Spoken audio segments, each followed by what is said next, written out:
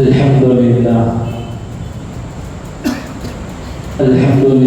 رب العالمين. صلاة وتسليم على أحمد المجتبى محمد المصطفى رسول الله صلى الله عليه وعلى آله وأصحابه وأتباعه إلى يوم الدين.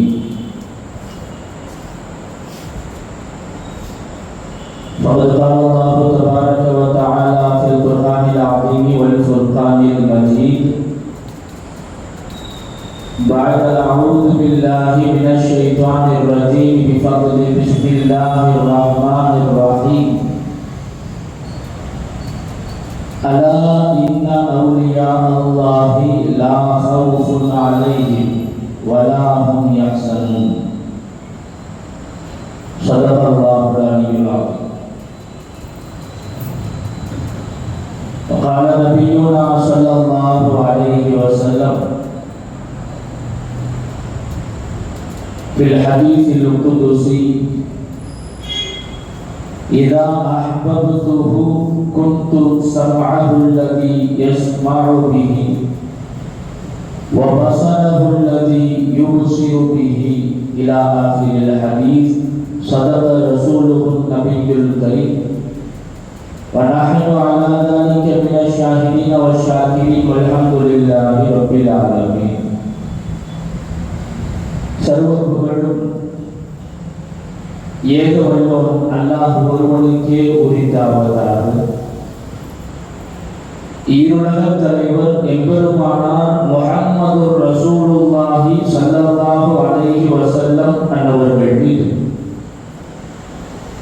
அன்னவர்களின் வழி வாழ்ந்த உத்தம சத்திய சஹாபாக்கள், தாபிஈன்கள், தபஉ தாபிஈன்கள், நாதாக்கள், சுஹதாக்கள், நல்லவர்கள், குறிப்பாக நம்மவர்கள் மீதும் நம்மை நேசிக்கின்றவர்கள் மீதும் நாம் நேசிக்கின்றவர்கள் மீதும் அல்லாஹ்வின் வற்றா கருணை என்றென்றும் குன்றாமல் நின்று நிலவட்டுமாகுது. ஆமீன் ஆமீன் யா ரப்பல் ஆலமீன். சபைக்கும் இறை பொருத்தத்திற்கு உரித்தான அல்லாஹ்வின் நல்லடியார்களே, அருமை முஃமினீன்களே,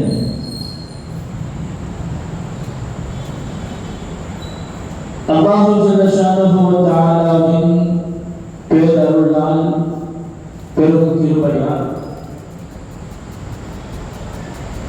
அவனுக்கு பொருத்தமான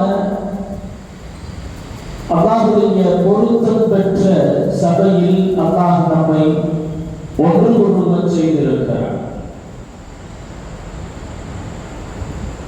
பொதுவாக நம்மை பற்றி அல்லது நமக்கு விருப்பமானவர்களை பற்றி ஒரு சபையிலே பேசப்படுகிறது என்றால் அந்த சபை நமக்கு விருப்பமான சபையாக அமைந்துவிடும். ஒரு சபையிலே நம்ம அத்தா அம்மாவை பற்றி பேசுறாங்க, சிலாகித்து பேசுறாங்க, அல்லது நம்முடைய பிள்ளைகளை பற்றி சிலாகித்து பேசுறாங்க அப்படின்னா அந்த சபை நமக்கு விருப்பமான, மனதுக்கு உவப்பான சபையாக மாறிவிடுது. இது அல்லாஹ்வை பற்றி பேசுகிற சபை, அல்லாஹ்வுடைய நேசர்களை பற்றி பேசுகிற சபை, அல்லாஹ்வுக்கு பிடித்தமான நல்லடியார்கள், சாலிஹீன்களை பற்றி பேசுகிற சபை என்கிற போது இந்த சபை அல்லாஹ்வுக்கு பிடித்தமான சபை. அந்த வகையில் அல்லாஹ்வுடைய பொருத்தத்தையும் அவருடைய பரக்கத்தையும் பெறுகிற சபையாக இந்த சபை திகழ்கிறது என்பதை நாம் கவனப்படுத்திக் கொள்ள கடமைப்பட்டவர்களாக இருக்கிறோம்.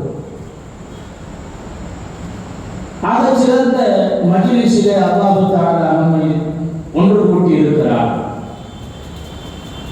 நாகூர்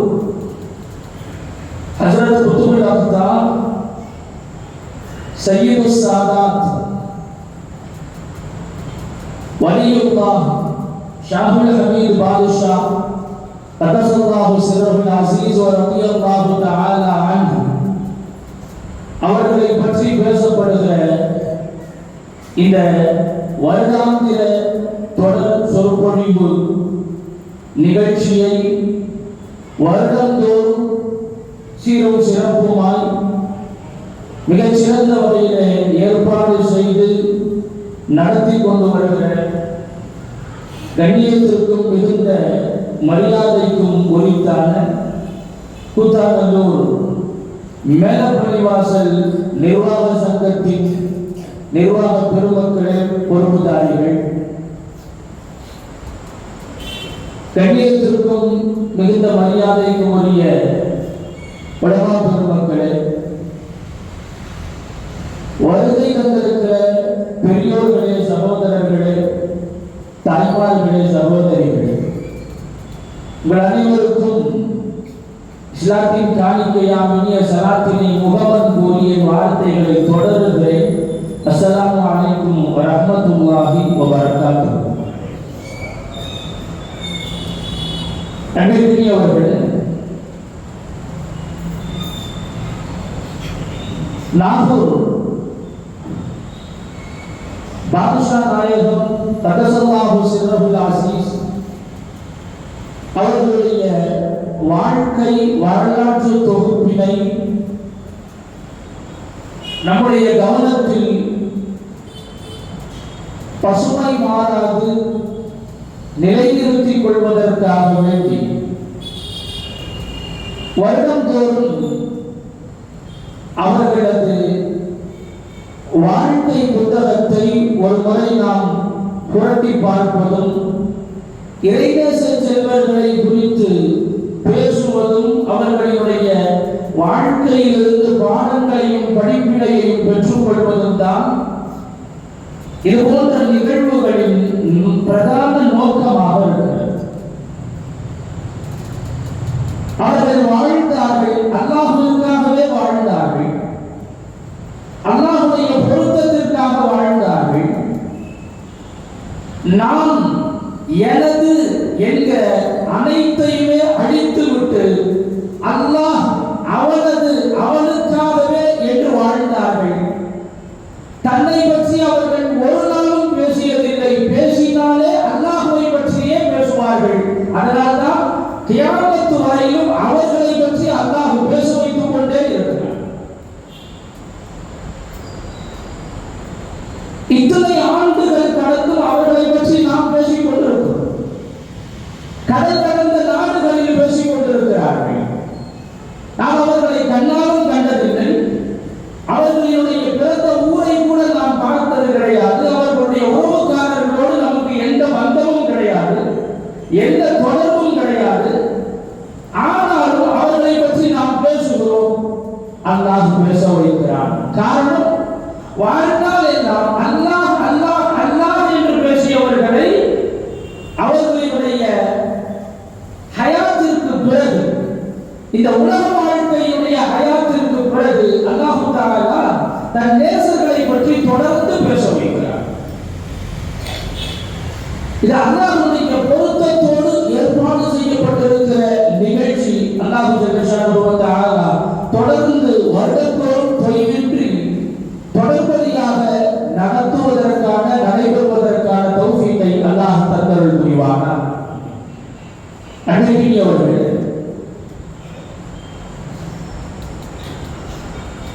ஷாவுல் ஹமீது பாதுஷா நாயகம் தகசல்லாஹு சிர்ரஹுல் அஸீஸ் அவர்கள்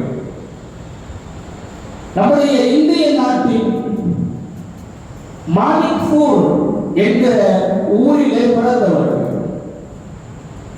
உத்தரப்பிரதேசத்திலே உள்ள மாணிக்பூர் என்கிற ஊரிலே ஹிஜ்ரி 910 பிறந்தவர்கள் பாதுஷா நாயகம் தகசல்லாஹு சிர்ரஹுல் அஸீஸ் அவர்கள். ஹிஜ்ரி 910 என்றால் கிபி வருடாந்திர கணக்குப்படி 1491. 1491 வருடம் மாணிக்பூர் என்ற நகரத்தில் பிறந்தவர்கள் தான் நாகூர் பாதுஷா நாயகம் தகசல்லாஹு சிர்ரஹுல் அஸீஸ் அவர்கள். அவர்களுடைய தந்தை தாயாரினுடைய பெயர் சையத் ஹசன் குத்தூஸ் ரஹ்மத்துல்லாஹி அலைஹி. ஹசன் குத்தூஸ் ரஹ்மத்துல்லாஹி அலைஹி அவர்களுக்கும் சையதா பிபி ஃபாத்திமா ரஹ்மத்துல்லாஹி அலைஹா அவர்களுக்கும் பிறந்த அருந்தவ புதல்வர் தான் உலகம் போற்றும் நானிலம் போற்றும் நாகூர் நாயகம் ஷாஹுல் ஹமீது பாதுஷா கதஸல்லாஹு சிர்ரஹுல் அஸீஸ் அவர்கள். நபி ஸல்லல்லாஹு அலைஹி வஸல்லம் அவர்களுடைய வழித்தோன்றலாக இருக்கிறார்கள். நபி ஸல்லல்லாஹு அலைஹி வஸல்லம் அவர்களுடைய குடும்ப பாரம்பரியத்தில் வந்தவர்கள். நபி அவர்களுடைய 22வது தலைமுறையில் வந்தவர்கள் தான் நாகூர் நாயகம் பாதுஷா கதஸல்லாஹு சிர்ரஹுல் அஸீஸ் அவர்கள். நபி ஸல்லல்லாஹு அலைஹி வஸல்லம் அவர்களுக்கு 22வது தலைமுறை என்றால் ரவுல் ஆலம் முஹியுத்தீன் அப்துல் காதிர் ஜிலானி கதஸல்லாஹு சிர்ரஹுல் அஸீஸ் அவர்களுடைய 9வது தலைமுறையிலே வந்தவர்கள் சையது ஷாஹுல் ஹமீது பாதுஷா கதஸல்லாஹு சிர்ரஹுல் அஸீஸ் ரலியல்லாஹு அன்ஹு. அருமையானவர்களே, அவர்களுடைய தாயார் இவர்களை பெற்றெடுப்பதற்கு முன்பதாக கனவு ஒன்றை காணுகிறார்கள். அந்த கனவிலே நபி ஸல்லல்லாஹு அலைஹி வஸல்லம் அவர்களை பார்க்கிறார்கள். அல்லாஹ் தஆலா அந்த பெரும் பாக்கியத்தை நம் அனைவருக்கும் நசீபாக்குவானாக. ஆக பெரும் பாக்கியம். கனவிலே நபி ஸல்லல்லாஹு அலைஹி வஸல்லம் அவர்களை பார்க்கிறார்கள். கனவிலே தோன்றிய நாயகம் ஸல்லல்லாஹு அலைஹி வஸல்லம் அவர்கள் அம்மையார் சையதா பிபி ஃபாத்திமா ரலியல்லாஹு அன்ஹா அவர்களுக்கு மனம் மகிழ்கிற அழகிய ஒரு சுப செய்தியை சொன்னார்கள்.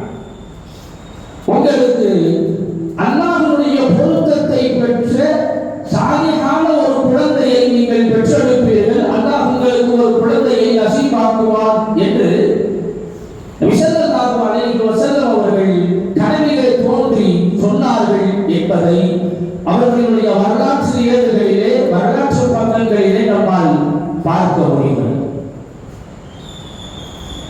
நபி ஸல்லல்லாஹு அலைஹி வஸல்லம் அவர்களால் சுப செய்தி சொல்லப்பட்டவர்கள் நாகூர் பாதுஷா நாயகம் கதஸல்லாஹு சிர்ரஹுல் அஸீஸ் அவர்கள். பொதுவாகவே நபி ஸல்லல்லாஹு அலைஹி வஸல்லம் அவங்களை கனவுல பார்க்கிறதுங்கிறது ஆகப்பெரும் பாக்கியம்.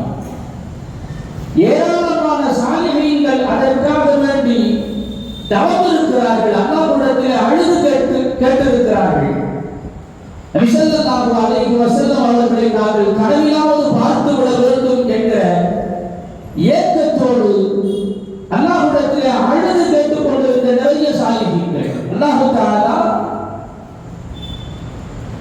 நாகூர் பாதுஷா நாயகம் கதஸல்லாஹு சிர்ரஹுல் அஸீஸ் அவர்களுடைய தாயாருக்கு அல்லாஹ் அந்த பெரும் பாக்கியத்தை கொடுத்தார். கனவிலே பார்த்தார்கள், பிறக்க போகிற சாலிஹான பிள்ளையை குறித்து சுப செய்தியும் சொன்னார்கள். பொதுவாக இந்த உம்மத்தை பொறுத்தவரை கனவிற்கு விளக்கம் தருவதில் தன்னிகரற்றவர்கள் முஹம்மது இப்னு சீரீன் ரஹ்மத்துல்லாஹி அலைஹி அவர்கள். கனவுக்கு எல்லாராலையும் விளக்கம் சொல்லிட முடியாது. நீங்க சாதாரணமா நம்ம நான் இந்த மாதிரி கனவு பார்த்தேன் அப்படின்னு சொன்னா அப்படியா அப்படின்னு நமக்கு என்ன தோணுதோ அதை விளக்கமா சொல்லிடுவோம். அப்படி அல்ல. நாம தோன்றது நமக்கு தோன்றதெல்லாம் அந்த கனவுக்கான விளக்கம் அல்ல.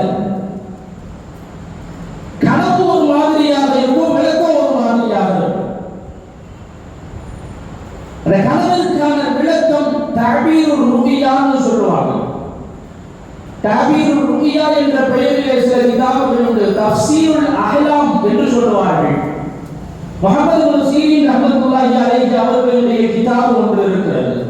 நல்ல மொத்தமா இருக்கும், பெரிய கிதாப். அதில் ஒவ்வொரு கனவுக்கான விளக்கத்தை அவர்கள் எழுதுகிறார்கள். இப்படியெல்லாம் கனவு கண்டா அதுக்கு இந்த மாதிரியா விளக்கம் வரும், அப்படியா நடக்கும் என்று ஆச்சரியப்படக்கூடிய வகையில் கனவு ஒரு ரூட்ல இருக்குது, விளக்கம் வேறொரு ரூட்ல இருக்குது. கனவு என்பது அதற்கான விளக்கம் என்பது தனி ஒரு கதை. அந்த கலையை அல்லாஹ் தஆலா முஹம்மது இப்னு சீரீன் ரலியல்லாஹு அன்ஹு அவர்களுக்கு அல்லாஹ் நிரப்பமாக தந்திருக்கிறார். முஹம்மது இப்னு சீரீன் ரஹ்மத்துல்லாஹி அலைஹி அவர்கள் தன்னுடைய தஃசீருல் அஹ்லாம் என்ற கிதாபிலே பதிவு செய்கிறார்கள். திருமணம் முடிந்த பெண் நபி ஸல்லல்லாஹு அலைஹி வஸல்லம் அவர்களை கனவிலே பார்த்தால், அவர்களை கனவுல பார்த்தா போதும், கனவிலே பார்த்தால் தன்னுடைய வாழ்க்கையில் என்னென்ன சோதனைகளில் என்னென்ன கஷ்டங்களை எல்லாம் அந்த பெண் சந்தித்துக் கொண்டிருக்கிறாரோ அந்த எல்லா கஷ்டமும் தீரப்போகிறது, ஆக பெரும் சந்தோஷத்தை அந்த பெண் அனுபவிக்க போகிறார். குழந்தை பாக்கியம் இதுவரையிலும் வழங்கப்படாத பெண்ணாக இருந்தால் அல்லாஹ் தஆலா மிக சாலிஹான ஆகச் சிறந்த குழந்தையை அல்லாஹ் தருவான். அந்த கனவிற்கான விளக்கம் இதுதான் என்று தஃசீருல் அஹ்லாம் என்கிற கிதாபிலே பதிவு செய்கிறார்.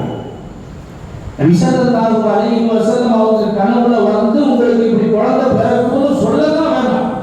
திருமணமான பெண் நபி அவர்களை கனவிலே கண்டாலே போதும், அத்துணை என்னென்ன ஆஜத்துகள் எல்லாம் மனதிலே இருக்கிறதோ எல்லா ஆஜத்துகளையும் ஹலாலான எல்லா நாட்டங்களையும் அல்லாஹ் நிறைவேற்றி தந்து விடுவான். நபி அவர்களை கண்டாலே போதும். ஆனால் சையதா பீபி ஃபாத்திமா ரலியல்லாஹு அன்ஹா அவர்கள் நபி ஸல்லல்லாஹு அலைஹி வஸல்லம் அவர்களை கனவிலே கண்டார்கள். கண்டதோடு மட்டுமல்ல, சாலிஹான குழந்தை பிறக்க போகிறது என்று நபி அவர்கள் சுபச்செய்தி சொல்லி இருக்கிறார்கள் என்றால் இது எவ்வளவு பெரிய பாக்கியம்! இது எவ்வளவு பெரிய பாக்கியம்!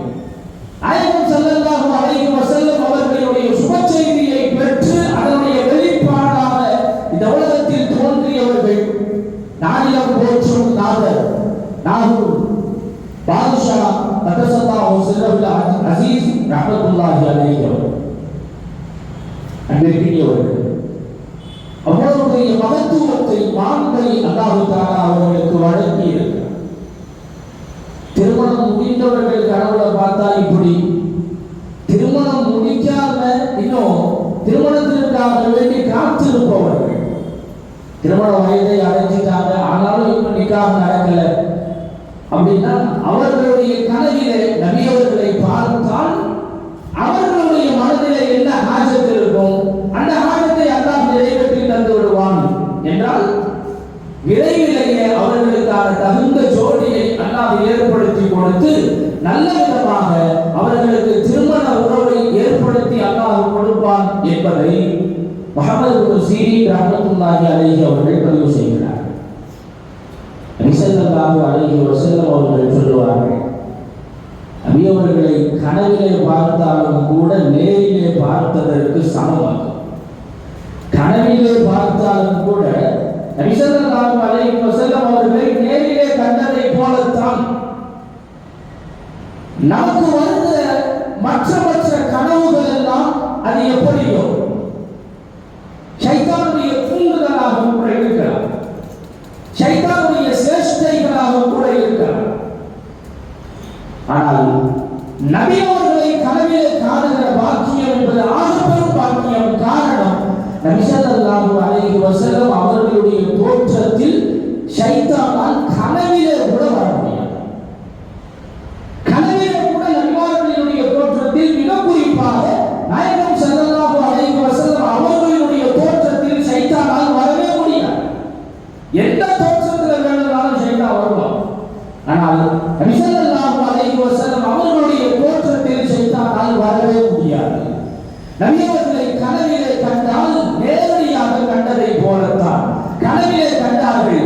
ஆகப்பெரும் சாலிஹான குழந்தையை அல்லாஹ் உங்களுக்கு தருவான் என்ற மகிழ்ச்சியான சுப செய்தியை நபி ஸல்லல்லாஹு அலைஹி வஸல்லம் அவர்கள் தந்தார்கள். அந்த சுப செய்தியின் துஆவின் பலனாக ஹஸன் குத்தூஸ் சையத் ஹஸன் குத்தூஸ் ரஹ்மத்துல்லாஹி அலைஹி சையதா பீபி ஃபாத்திமா ரஹ்மத்துல்லாஹி அலைஹா அந்த தம்பதியருக்கு அல்லாஹ் தந்த அடுத்த புதல்வராக இந்த அவருக்கு வந்தவர்கள் தான் சையத் பாதுஷா நாயகம் கதஸல்லாஹு சிர்ரஹுல் அஸீஸ் ரலியல்லாஹு அன்ஹு அவர்கள்.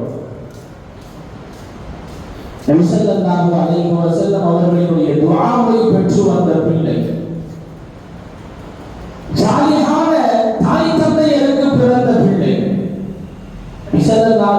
வஸல்லம் அவங்க கனவுல பார்த்திருக்கிறாங்க அப்படின்னு சொன்னா அந்த அம்மையார் ஈமான்ல எந்த அளவுக்கு உறுதியானவங்களா இருக்கணும்.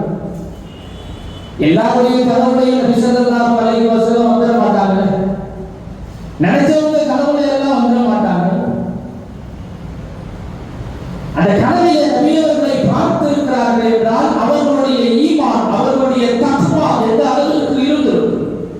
அப்படிப்பட்ட தக்வாவுடைய முத்தகீன்களான தம்பதியருக்கு பிறந்த சாலிஹான குழந்தை தான் நாகூர் புதுகுல் அஸ்தாம் பாதுஷா நாயகம் கதஸல்லாஹு சிர்ரஹுல் அஸீஸ் அவர்கள்.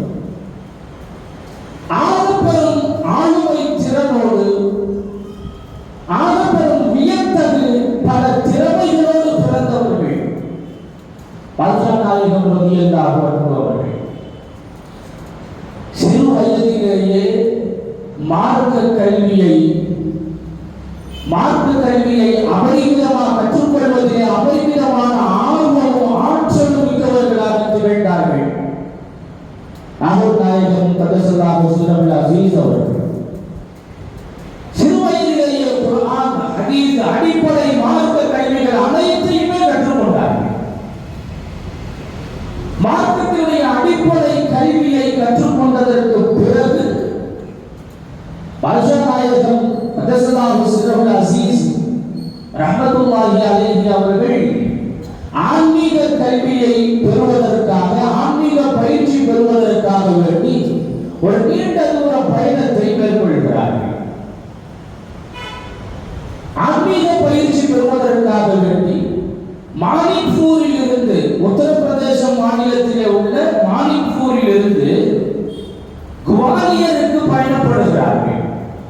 குவாலியர் என்பது மத்திய பிரதேசத்திலே உள்ள ஒரு நகரம்.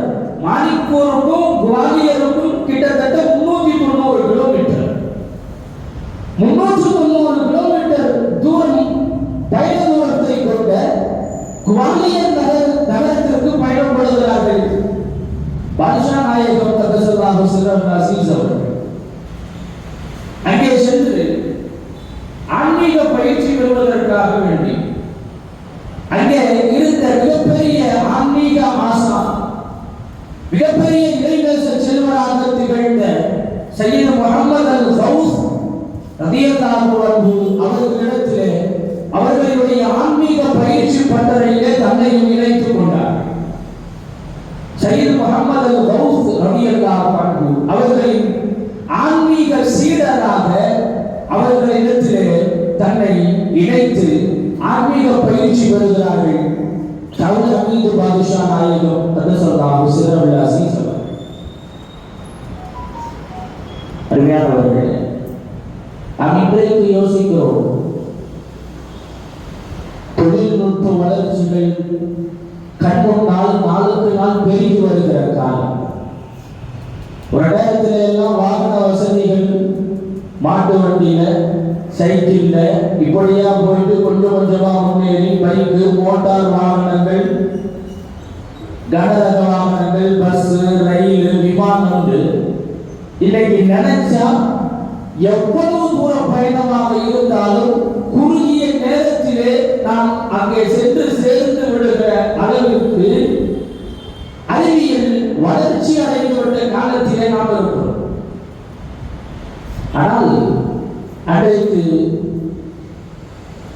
பயண சாதனங்கள் பெரிதாக எதுவுமே இல்லாத காலத்தில் சுமார் 390-400 கிலோமீட்டர் பயண தூரம், 400 கிலோமீட்டர் பயணப்பட்டு அவ்வளவு நெடுந்தூரம் பயணம் செய்து ஆன்மீக பயிற்சிக்காக வேண்டி அவ்வளவு சிரமத்தை அவர்கள் ஏற்றிருக்கிறார்கள் என்றால் அவர்களுடைய வாழ்க்கையை முழுக்க முழுக்க அல்லாஹ்விற்காக வேண்டி அர்ப்பணித்தவர்களால் மட்டும்தான் இவ்வளவு பெரும் சிரமத்தை இன்முகத்தோடு ஏற்க முடியும்.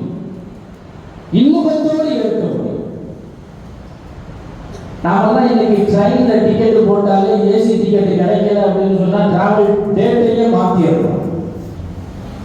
ஏசியில டிக்கெட் கிடைக்கல அப்படின்னு சொன்னா இன்னைக்கு கிடைக்கலையா தக்கல்ல போடு, அதுலயும் கிடைக்கலையா டேட்டை மாத்து. பயணம் போகணும், நான் என்னைக்கு போகணுங்கிறது, என்னைக்கு ஏசியில டிக்கெட் கிடைக்கும் அன்னைக்கு போடும். அவ்வளவு சொகுசான பயணம் செய்வதை நாம் விரும்புகிறோம், பிரியப்படுகிறோம். ஆனால் எந்த விதமான வாகன வசதியும் பெரிதாக இல்லாத காலத்தில் 400 கிலோமீட்டர் பயண தூரம் இன்முகத்தோடு ஏற்று பயணம் செய்து நம்முடைய ஆன்மீக குருநாதர் சையத் முஹம்மது அல் கௌஸ் ரலியல்லாஹு அன்ஹு அவர்களை சந்தித்து அவர்களிடத்திலே ஆன்மீக பயிற்சி பெற்று 10 ஆண்டு காலம் அங்கேயே தங்கி இருந்திருக்கிறார்கள் என்றால் நாம் இதை சர்வ சாதாரணமாக கடந்து போய்விட முடியாது. இன்னைக்கு சாதாரண அன்னைக்கெல்லாம் வெளிநாட்டுக்கு போயிட்டு வந்தாங்கன்னா 2 வருஷம் 3 வருஷம் அக்ரிமெண்ட். வெளிநாட்டுக்கு போனா 3 வருஷம் கழிச்சு தான் ஊர் பக்கம் திரும்புவாங்க. இன்னைக்கு ஜெனரேஷன் மாறி போய் வருஷத்துக்கு ஒரு தடவை லீவு எங்க கொடுக்குறாங்களோ அங்க இருந்தா சொல்லு, இல்லைன்னா நான் ஊர்லயே இருந்துக்கிறேன். வருஷம் ஒரு தடவை நான் ஊருக்கு போகணும், 6 மாசத்துக்கு ஒரு தடவை எனக்கு டிக்கெட் போடணும். ஆனால் 10 ஆண்டு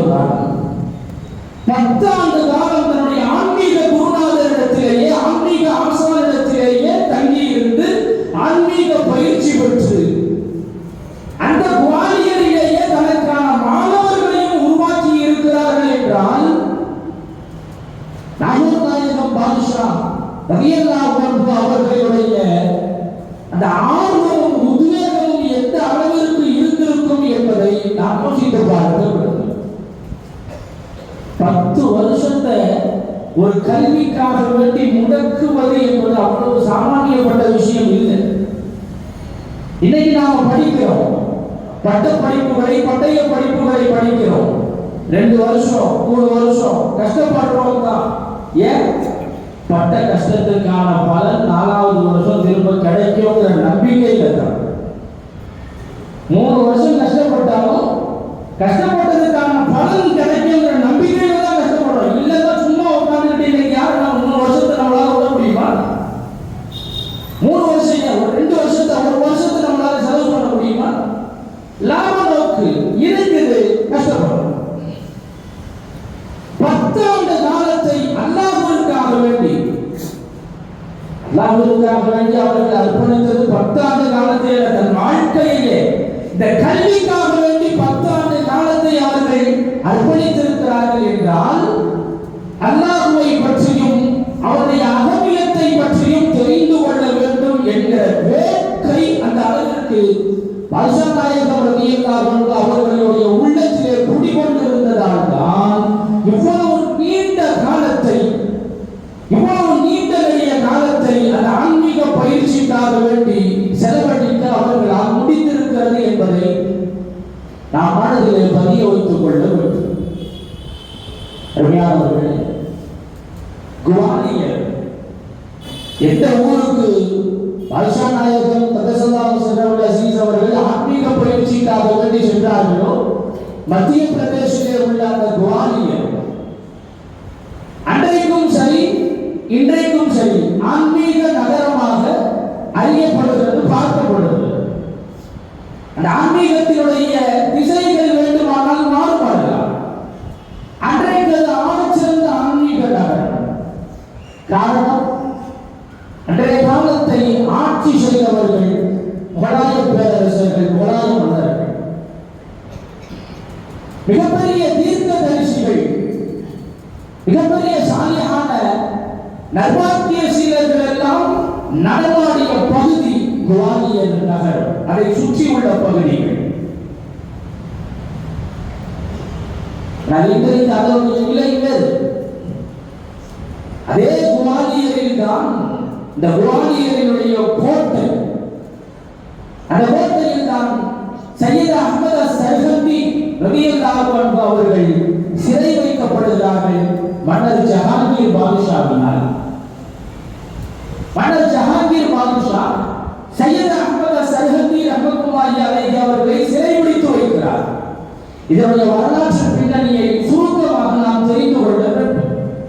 நமக்கெல்லாம் தெரியும், மன்னர் முகலாய பேரரசரில் ஒருவரான அக்பர் தீனே இலாஹி என்ற ஒரு புதிய சித்தாந்தத்தை உருவாக்கியவர். தீனே இலாஹி. அது என்ன தீனே இலாஹி? இஸ்லாமும் கிடையாது, அதற்கு ஆப்போசிட்டும் கிடையாது, ரெண்டும் கலந்த கலவை தான் தீனே இலாஹி. அதுவும் இல்லை இதுவும் இல்லை, ஆத்துல ஒரு கால் சேத்துல ஒரு கால், ரெண்டையும் போட்டு மிக்ஸ் பண்ணி அடிச்ச மாதிரி ஒரு கொள்கை. அதை தீனே இலாஹி என்ற பெயரில் அந்த சித்தாந்தத்தை உருவாக்கி முஸ்லிம்கள் இந்துக்கள் என்று அல்ல, எல்லாம் ஒன்றுதான் என்று கலப்பட கொள்கையை சித்தாந்தத்தை உருவாக்கியவர் அக்பர். அக்பருக்கு அவருடைய பேர் ஜலாலுத்தீன். ஆரம்பத்தில் நல்ல சிறந்த கொள்கைவாதியாக இருந்தவர் தான், நல்ல விதமாக அவர் சிறந்த முஸ்லிமாக திகழ்ந்தவர் தான். ஆனால் போதிய படிப்பறிவு இல்லாதவர். எந்த ஆலோசனையாக இருந்தாலும் கூட இருக்கிறவங்கள்ட்ட தான் கேட்டு முடிவு செய்ய வேண்டிய நிலை. கூட இருக்கிறவங்க எல்லாம் என்ன சொல்லுவாங்க, மன்னருடைய நெருக்கத்தை சம்பாதிப்பதற்காக வேண்டி இல்லாத கொண்டாததை எல்லாம் சொல்றதையெல்லாம் கேட்டு அவங்க சொல்றதுதான் இவருக்கான வாக்கு என்பதை போல சொன்னதையெல்லாம் ஏற்றுகிறது. அப்படி 1008 கருத்துக்கள் உள்ள வந்து குமிச்சதும் எல்லாம் சேர்த்து மிக்சியில போட்டு அடிச்சா மாதிரி ஒரு கொள்கை உருவாச்சு. அதுதான் தீனே இலாஹி. அவர் ஒன்று சொல்றாரு, இன்னொன்று சொல்றாரு, அவர் ஒன்று சொல்றாரு, எல்லாத்தையும் ஏற்றுக்கிட்டு எல்லாத்தையும் செயல்படுத்திடுவோம் அப்படின்னு வந்ததுதான் அந்த தீனே இலாஹி. இஸ்லாம் முஸ்லிம்கள் அப்படின்னு தனியா ஒன்று வேணாம், எல்லாமே ஒத்துமையா இருப்போம், ஒன்னா இருப்போம் அப்படின்னு சித்தாந்த அளவிலேயே ஒன்றாக இருப்போம். இதற்காக வேண்டிய பல பள்ளிவாசல்கள் அந்த காலத்திலே இடிக்கப்பட்டது, பல பள்ளிவாசல்கள் தகர்க்கப்பட்டது. இதையெல்லாம் எதிர்த்து குரல் கொடுத்தவர்களில் முதன்மையானவர்கள் தான் சையத் அஹ்மத் அஸ்-சர்ஹந்தி ரஹ்மத்துல்லாஹி அலைஹி அவர்கள். தீனே இலாஹியை எதிர்த்து குரல் கொடுத்தவர்கள் சையத் அஹ்மத் சர்ஹந்தி ரஹ்மத்துல்லாஹி அலைஹி. சர்ஹந்தி என்ற ஊரை சார்ந்தவர்கள். ரொம்ப மோசமா போயிட்டு இருந்துச்சு நிலைமை. பள்ளிவாசல்கள் இடிக்கப்படுவது ஒரு பக்கம், இன்னொரு பக்கம் அரசருக்கு மன்னருக்கு மரியாதை செய்வதற்காக வேண்டி மக்கள் எல்லாம் அரசருக்கு முன்னால சஜிதா செய்யணும்ன்ற ஒரு அறிவிப்பை வெளியிடுறாங்க. மன்னருக்கு முன்னால வந்து மக்கள் எல்லாம் சஜிதா செய்யணும். இதை மற்றவர்கள் சர்வ சாதாரணமாக எடுத்துக்கொண்டார்கள். ஆனால் இறைவன் ஒருவன் மட்டுமே என்ற ஓரிரை கொள்கையை ஏற்றிருந்த முஸ்லிம்களால் இதை சாதாரணமாக கடந்து போக முடியவில்லை. ஒரு பெரும் புரட்சியாகவே வெடிக்கிறது. ஆனால் அன்றைக்கு இருந்த மக்கள் மன்னரினுடைய சார்பு நிலைப்பாட்டை எடுத்த சில அறிஞர்கள் கூட மன்னருக்கு பயந்து அவருடைய நெருக்கத்தை ஆசைப்பட்டு மன்னருக்கு மரியாதை நிமித்தமாக சஜிதா செய்யலாம், பரவாயில்லை என்பதான கருத்தாக்கங்களை மக்களிடத்திலே முன்வைத்தார்கள். மாட்டை அறுக்கக்கூடாது, மாட்டுக்கறியை உண்ணக்கூடாது என்கிற தடையை அக்பர் காலத்திலேயே விதிக்கப்பட்டது. அப்போது இப்படியான ஏராளமான கொள்கை குழப்பங்கள் நடந்து கொண்டிருந்த வேளையில் தான் இதையெல்லாம் பார்த்து பொறுக்க முடியாத சையத் அஹ்மத் அஸ்-சர்ஹந்தி ரஹ்மத்துல்லாஹி அலைஹி அவர்கள் மன்னருக்கு மிக நெருக்கமான, அக்பருக்கு மிக நெருக்கமான அமைச்சரவையில் இடம்பெற்றிருந்த முக்கிய நபர்களிடத்திலே சொன்னார்கள், மன்னரிடத்திலே சொல்லுங்கள், இதே நிலையில் போனால் அவருடைய ஆட்சி அவருடைய கைவசம் இருக்கிறார், அவருடைய அதிகாரம் அவருடைய கைவசம் இருக்காது, திரும்ப சொல்லுங்கள், இல்லையானால் நிலைமை மோசமாகிவிடும் என்று எச்சரிக்கையாக சொல்லுங்கள் என்று சொல்லிவிட்டு போனார்கள். கூட இருந்தவங்க எல்லாம் சையத் அஹ்மத் அஸ்-சர்ஹந்தி ரஹ்மத்துல்லாஹி அலைஹி அவங்க மேல ரொம்ப கண்ணியமா இருப்பாங்க, ரொம்ப மரியாதையா இருப்பாங்க. ஏன்னா அவ்வளவு பெரிய மகான். மன்னரிடத்தில் எப்படியாவது சொல்லி அவங்க சரி கட்டியிருந்தாலும் பார்க்கிறாங்க, முடியல. இந்த மாதிரி வந்து சொன்னாங்க, இதே நிலைமை போயிட்டு இருந்துச்சு அப்படின்னு சொன்னா நீங்க ஆட்சி அதிகாரத்தில் நிலைக்க முடியாதுன்னா. ஆனால் அக்பர் கேட்பதாக இல்லை. அதே நேரத்தில் அக்பருக்கு எல்லா இந்த குறி சொல்றவங்க எல்லாம் இருப்பாங்க. மன்னர்கள் வந்து பெரும்பாலும் நம்புறது இந்த சூரியகாரங்க, ஜோசியக்காரங்க, இவங்களை தான் நம்புவாங்க.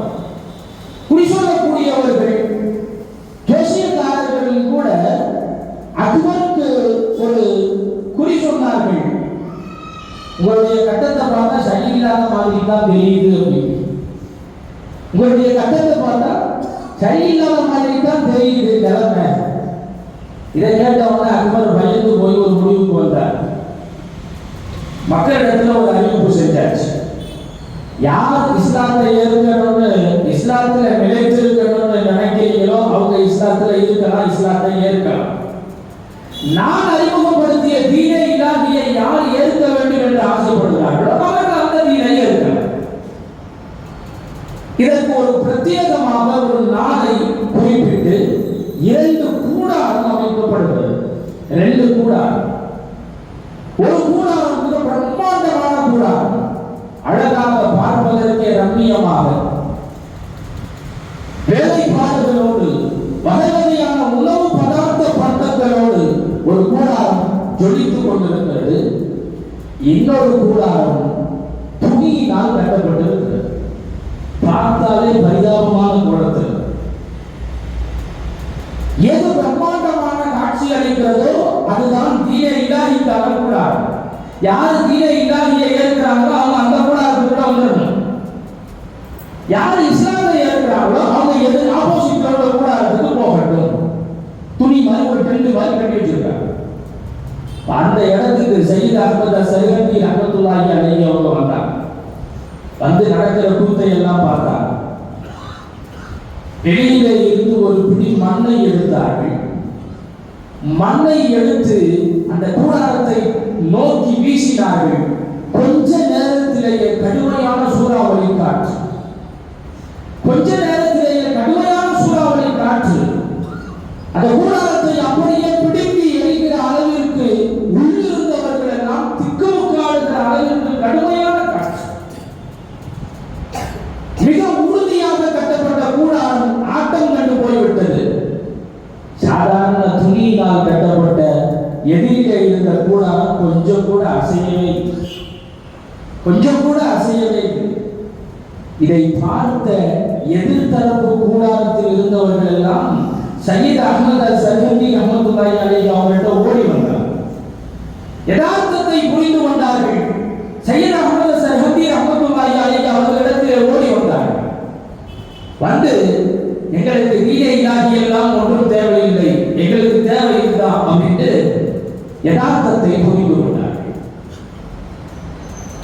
இந்த நிலையிலேயே அக்பருடைய மரணம், அதற்கு பிறகு அவருடைய மகன் ஜஹாங்கீர், அக்பருக்கு பிறகு ஜஹாங்கீர் ஆட்சிக்கு வருகிறார்.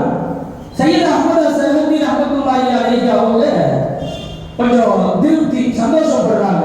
பரவாயில்லை, இவர் அத்தா மாதிரி கிடையாது, இவர் அக்பர் மாதிரி இல்லை, இவர் வந்துட்டாருன்னு சொன்னா நிலைமை கட்டுக்குள்ள வந்துடும், சரியாயிடும் அப்படின்னு நினைச்சதுக்கு நேர் மாற்றமா இல்லை. நினைச்சதுக்கு நேர் மாற்றமா நடக்குது. ஜஹாங்கீர் ரொம்ப சிறந்த அறிவாளி தான். ஆனாலும் கூட இருந்தவங்க எல்லாம் சேர்ந்து அது இல்லாத பொல்லாததை எல்லாம் சொல்லிக் கொடுத்து சையத் அஹ்மத் அஸ்-சர்ஹந்தி ரஹ்மத்துல்லாஹி அலைஹிக்கு எதிரான நிலைப்பாட்டை எடுக்க வைத்தார்கள் மன்னர் ஜஹாங்கீர். ஏன்னா சையத் அஹ்மத் அஸ்-சர்ஹந்தி அவங்க வந்தாங்கன்னு சொன்னா மக்கள் கூட்டமா வராங்க, அவங்கள தேடி கூட்டமா வராங்க.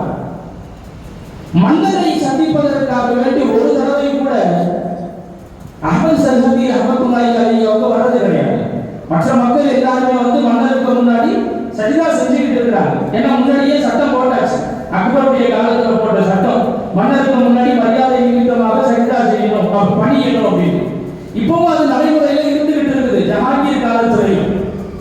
ஆனால் ஒரு முறை கூட சையத் அஹ்மத் அஸ்-சர்ஹந்தி ரஹ்மத்துல்லாஹி அலைஹி அவர்கள் அக்பருக்கு முன்னாடியும் சரி ஜஹாங்கீருக்கு முன்னாடியும் சரி தலையை சாய்ச்சது கூட கிடையாது, சிறப்பணிந்ததே கிடையாது. இதையெல்லாம் சொல்லி ஏற்றி விடுறாங்க.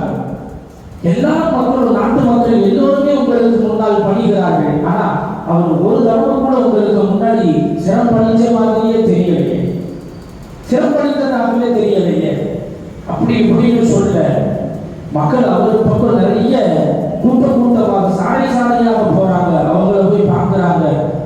நீங்க மன்னரா அவர் மன்னராங்கிற சந்தேகம் வந்து போடுறது. இப்படியெல்லாம் சொன்னதும் சையத் அஹ்மத் அஸ்-சர்ஹந்தி ரஹ்மத்துல்லாஹி அலைஹி அவர்களை அந்த குவாலியருடைய கோட்டையிலே தான் ஜஹாங்கீர் சிறைப்படுத்துகிறார். ஜஹாங்கீர் சிறைப்படுத்துகிறார். ஒரு வருட காலம் அந்த சிறையில் இருந்தவர்கள் சையத் அஹ்மத் அஸ்-சர்ஹந்தி ரஹ்மத்துல்லாஹி அலைஹி இந்த ஒரு வருடத்திற்கு ஏற்பட்ட மாற்றம் ஜஹாங்கீருடைய மனதில் ஆகப்பெரிய மாற்றத்தை ஏற்படுத்தியது. நாம் ஒரு பெரிய தப்பு பண்ணிட்டோம்னு உணர ஆரம்பிச்சார். நாம் ஒரு பெரிய தப்பு பண்ணிட்டோம். மற்ற அக்பர் செஞ்ச வேலை அறவே பொருத்தம் இல்லாத வேலை, தீரை இல்லாத ஒரு தப்பான ஒரு சித்தாந்தத்தை ஏற்படுத்தி விட்டுட்டு போயிட்டாருங்கிறதைன்னா ஜஹாங்கீர் புரிய ஆரம்பிச்சு சையத் அஹ்மத் அஸ்-சர்ஹந்தி ரஹ்மத்துல்லாஹி அலைஹி அவங்களை சிறையில் இருந்து விடுதலை செய்தார். நிபந்தனை ஜாமீன், குறிப்பிட்ட பகுதியில் இந்த பகுதியில தான் இருக்கணும் அப்படின்னு சொல்லி வெளியே வந்தார். வெளியே வந்ததும் ஜஹாங்கீர் மன்னர், ஜஹாங்கீர் பாதுஷா சையத் அஹ்மத் அஸ்-சர்ஹந்தி ரஹ்மத்துல்லாஹி அலைஹி அவங்கள்ட்ட சொல்றாரு, நீங்க என்னுடைய நெருக்கமான ஆலோசகராக நீங்க இருக்கணும் அப்படின்னு. ஏன்னா கூட இருக்கிற எல்லாமே முட்டையாவே இருக்குது. அதனால ஒரு நல்ல சரியான ஆலோசனை சொல்லி வழி நடத்துறதுக்கு ஒரு ஆள் வேணும் அப்படின்ட்டு சையத் அஹ்மத் அஸ்-சர்ஹந்தி ரஹ்மத்துல்லாஹி அலைஹி அவங்கள்ட்ட கேட்கிறாரு, நீங்க என்னுடைய நெருங்கிய ஆலோசகராக நீங்கள் என்னிடத்திலே இருக்க வேண்டும். அவருடைய யதார்த்தமான அந்த குணத்தை புரிந்து கொண்ட சையத் அஹ்மத் அஸ்-சர்ஹந்தி ரஹ்மத்துல்லாஹி அலைஹி அவங்க சொன்னாங்க, நீங்க சொல்றது சரி, நான் உங்களுக்கு தகுந்த நேரத்தில் ஆலோசனை சொல்வதற்கு தயார். ஆனால் அதற்கு முன்னால் நான் முதலில் சொல்லுகிற இந்த ஆலோசனைகளுக்கு நீங்கள் ஒத்து வர வேண்டும். நான் முதற்கட்டமாக ஒரு சில ஆலோசனைகளை உங்களுக்கு நான் முன்வைக்கிறேன், அதுக்கு நீங்க ஒத்து வாங்க. என்னது அது? இஸ்லாத்திற்கு எதிராக உங்களுடைய தந்தையால் புனையப்பட்ட சித்தாந்தம் என்ற பெயரிலே புனையப்பட்ட அசத்தியங்களை எல்லாம் இந்த மண்ணில் இருந்து அகற்ற வேண்டும். தீன இலாஹி என்ற அந்த கொள்கையை அறவே உருவமில்லாத அளவிற்கு துடைத்தறிய வேண்டும். மன்னருக்கு முன்னால் மக்கள் எல்லாம் வந்து சிரமப்படிய வேண்டும் என்கிற சட்டத்தை திருத்தம் செய்ய வேண்டும், மாற்றி அமைக்க வேண்டும். அது தவறு, அது செய்யக்கூடாது. மாடுகளை எல்லாம் அறுப்பதற்கு விதிக்கப்பட்ட தடையை நீக்கம் செய்ய வேண்டும்.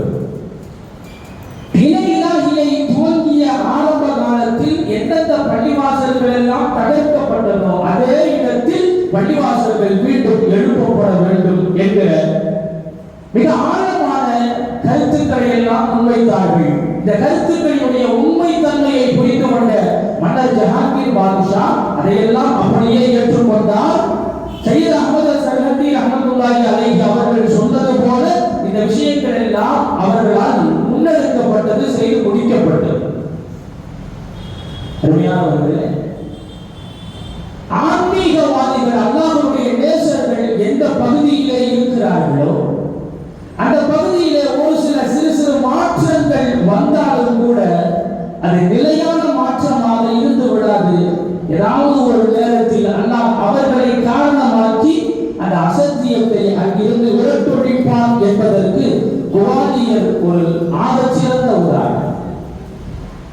சையத் அஹ்மத் அஸ்-சர்ஹந்தி ரஹ்மத்துல்லாஹி அலைஹி எந்த குவாலியரிலே சிறையில் அடைக்கப்பட்டார்களோ அதே குவாலியருடைய நிலையை தலைகீழாக மாற்றி அமைத்தவர்கள் சையத் அஹ்மத் அஸ்-சர்ஹந்தி ரஹ்மத்துல்லாஹி அலைஹி அவர்கள். ஆனால் அந்த குவாலியர், எந்த குவாலியருக்கு பாதுஷா நாயகம் தந்தசல்லாஹு அலைஹி அஸீஸ் அவர்கள் ஆன்மீக பயணத்திற்காக வேண்டி சென்றார்களோ, ஆன்மீக பயிற்சி பெறுவதற்காக வேண்டி சென்றார்களோ, அந்த குவாலியர் ஆன்மீக தளமாக திகழ்ந்த அந்த குவாலியர் இன்றைக்கு பெண்களுக்கு பாதுகாப்பு இல்லாத 10 நகரங்களில் ஒரு நகரமாக மாறியிருக்கிறது. குவாலியர் பெண்கள் வசிப்பதற்கு தகுதி இல்லாத நகரம் என்ற கணக்கெடுப்பிற்கு கீழே கொண்டு வரப்பட்டிருக்கிறது. நாம் யோசித்து பார்க்கிறோம். நல்லடியார்கள், அல்லாஹ்வுடைய நேசர்கள் எந்த பகுதியில் ஆளுமை செலுத்துகிறார்களோ அந்த பகுதி என்பது ஈமானிய ஜோதி மிக்கதாக திகழ்கிறது. இஸ்லாமியர்களுக்கு மட்டுமல்ல, எல்லோருக்குமான பாதுகாப்பு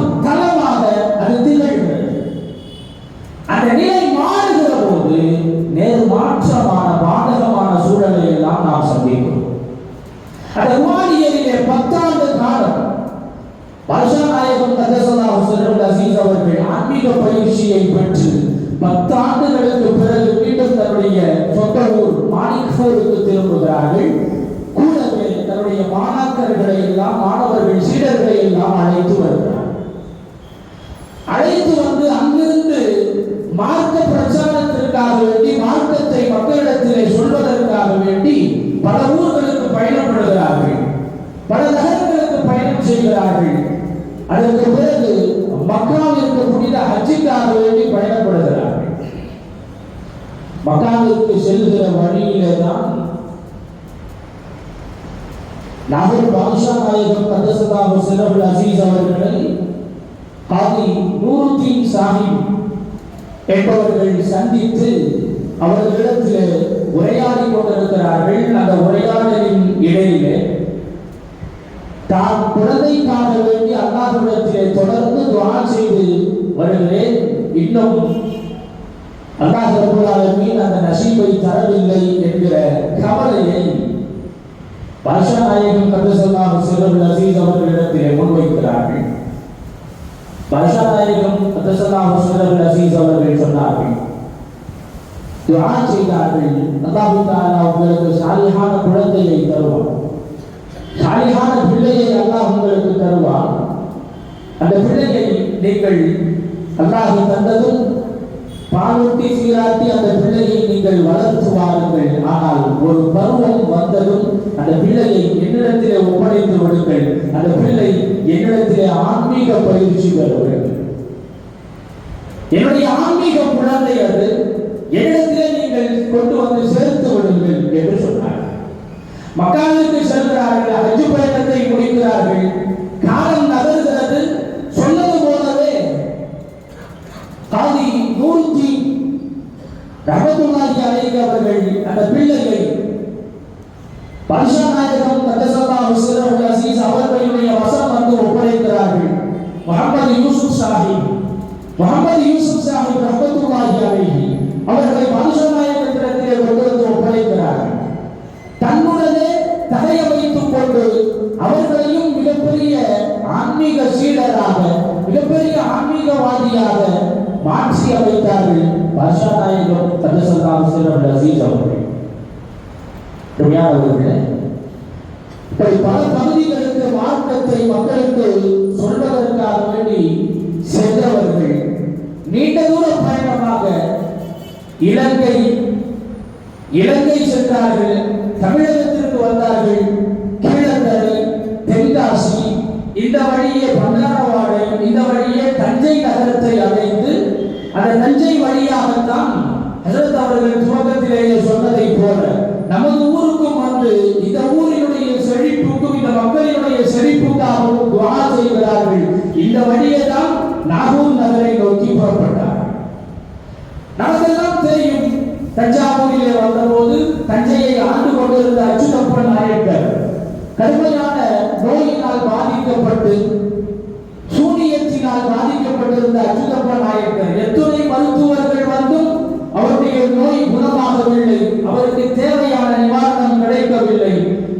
பாஷா நாயகம் ஸல்லல்லாஹு அலைஹி வஸல்லம் அவர்கள் தஞ்சைக்கு வந்த செய்தியை கேட்டு அவர்களை அழைத்து அவர்களிடத்தில் தன்னுடைய நிலையை சொன்னார்கள். சூனியத்தினால் இவர் பாதிக்கப்பட்டிருக்கிறார் என்ற நிலையை அறிந்த பாஷா நாயகம் ஸல்லல்லாஹு அலைஹி வஸல்லம் அவர்கள் அவர்களுக்கான தேவையான ஆன்மீக ரீதியான சிகிச்சையை செய்தார்கள். உடனடியாகவே மிக சீக்கிரமாக விரைவிலேயே குணமடைந்தார்.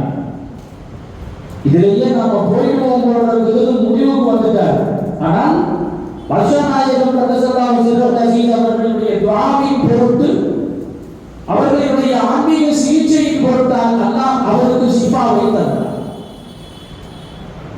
அவர்களுடைய மகத்துவத்தையும் அகமியத்தையும் உணர்ந்து கொண்ட அந்த மன்னன் அச்சுதப்பன் நாயக்கர் மிக விலைமதிக்க முடியாத அன்பளிப்புகளை எல்லாம், பரிசுகளை எல்லாம் பாஷா நாயகம் ஸல்லல்லாஹு அலைஹி வஸல்லம் அவர்களுக்கு வழங்க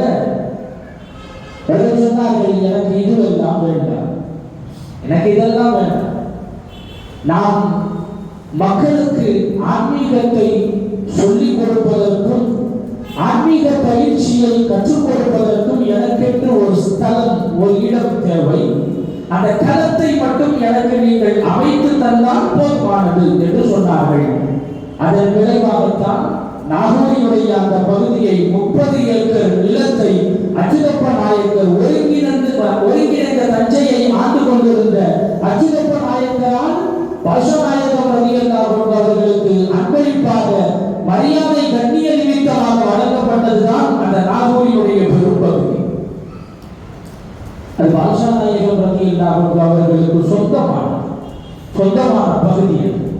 அருமையானவர்களே, நிறைவாக சொல்வது, நம்ம எல்லாம் யோசிக்கலாம், எத்தனையோ மருத்துவர்கள் வந்தாங்க, அப்படி செஞ்சாங்க இப்படி செஞ்சாங்க, அதெல்லாம் குணமடையாதவங்க. பாஷநாயகம் சிறந்த சீச வந்து துவா செஞ்சதும் சரியாயிட்டாங்க அப்படி இப்படின்னு சொன்னாங்க. மாந்திரீகமா, ஏதாவது மந்திரவாதியா அவங்க? அப்படியா? அல்லாஹ் தன்னுடைய நேசர்களுக்கு என்று அல்லாஹ் சில ஆளுமைகளை, சில ஆளுமை தன்மையை, பிரத்யேக தன்மையை அல்லாஹ் தருகிறார். நாம சொல்லுவோம் நபிமார்களுக்கு முஅஜிஸா என்று சொல்லுவோம். அதே நபிமார்களாக இறைநேசர்களாக இருந்தால் கராமத்துனா அற்புதம் அப்படின்னு சொல்லுவோம். அற்புதம் அதனுடைய யதார்த்தமான பொருள் கண்ணியம், மரியாதை, மாண்பு என்று அர்த்தம். இவர்களுக்கு கண்ணியத்தை கொடுப்பதற்காக வேண்டி அல்லாஹ் தஆலா சில தகுதியை, தரத்தை அல்லாஹ் தருகிறான். அதன் மூலமாக அல்லாஹ்வுடைய அருளால் சாமானிய மனிதர்களால் செய்ய முடியாத சில நிகழ்வுகளை செய்து காட்டுகிற பாக்கியத்தை அல்லாஹ் தருகிறான். அதே நிலையில் தான் இன்றைக்கும் ஏராளமான கண்ணியத்தை அல்லாஹ் அவர்களுக்கு தந்து கொண்டிருக்கிறான். கண்கூடாக நாம் பார்த்து கொண்டிருக்கிறோம். ரஹ்மான் அல்லாஹ் தஆலா அப்படிப்பட்ட நல்லடியார்கள், அல்லாஹ்வுடைய நல்லடியார்கள், சாலிஹீன்கள் எப்படி தன்னுடைய வாழ்க்கையை அல்லாஹ்வுக்காக வேண்டிய அர்ப்பணித்தார்களோ, அல்லாஹ்வுடைய பொருத்தத்தை பெற்றார்களோ, அதே போன்று நாமும் அல்லாஹ்வுக்காக வேண்டி நம்முடைய வாழ்க்கையை அர்ப்பணித்து அவருடைய பொருத்தத்தை பெறுகிற நன்மக்களாக வல்ல ரஹ்மான்